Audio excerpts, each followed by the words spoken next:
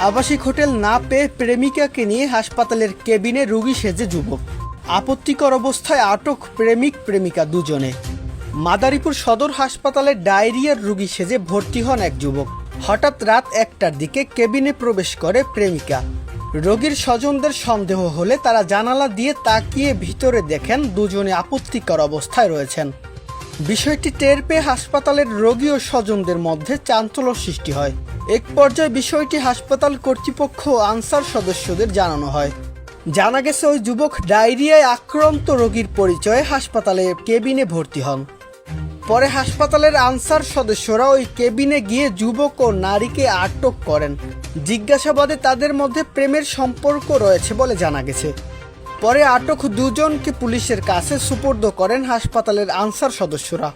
এ ঘটনায় হাসপাতাল এলাকায় ব্যাপক আলোচনা ও চাঞ্চল্যর সৃষ্টি হয়েছে। ঘটনাটি তদন্ত করে পরবর্তী আইনগত ব্যবস্থা নেওয়া হবে বলে সংশ্লিষ্ট সূত্রে জানা গেছে। সাকিবুল্লাহ বিলাল, ভোরের ঠিকানা নিউজ ডেস্ক।